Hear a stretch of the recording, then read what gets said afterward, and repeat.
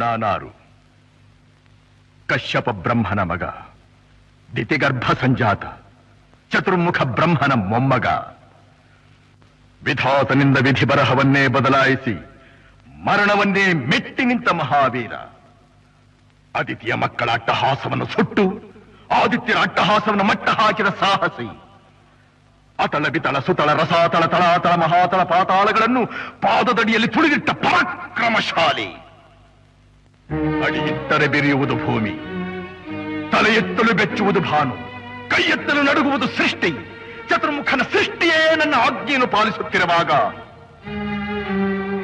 ಯಕ್ಕಶ್ಚಿತ್ನದ ಮಗ, ನೋ ಜನ್ಮ ಕೊಟ್ಟ ಮಗ, ನನ್ನ ವಂಶವನ್ನೇ ಬೆಳಗಬೇಕಾದ ನನ್ನ ಕುಮಾರ, ನನ್ನ ಆಶಾ ಜ್ಯೋತಿಯಿಂದ ಎಂದು ನನ್ನ ಮನಸ್ಸಿಗೆ ನೆಮ್ಮದಿಯಿಲ್ಲವೆಂದರೆ ಛೀ, ಇದೊಂದು ಬದುಕೆ, ಇದೊಂದು ಜನ್ಮವೇ, ಎಂತಹ ದುರ್ವಿಧಿ, ಇದೆಂತಹ ದುರ್ವಿಧಿ.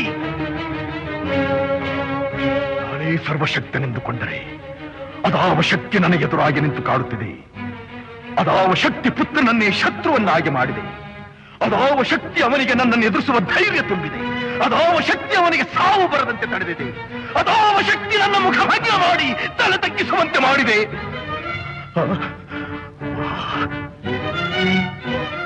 ಅವನೇ, ಆ ದುಷ್ಟನೇ, ಆ ನನ್ನ ಕುಲವೈರಿಯಾದ ಹರಿಯೇ ಇದಕ್ಕೆಲ್ಲ ಕಾರಣ.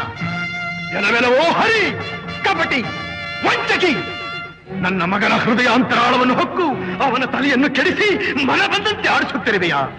ನಿನಗೆ ಪೌರುಷವಿದ್ದರೆ, ಪರಮ ಪುರುಷೋತ್ತಮನೇ ನೀನಾಗಿದ್ದರೆ, ನನ್ನಂತೆ ನಿಜವಾದ ಗಂಡು ನೀನಾಗಿದ್ದರೆ ಬಾ, ಬಂದು ನನ್ನ ಎದುರಿಗೆ ನಿಲ್ಲು.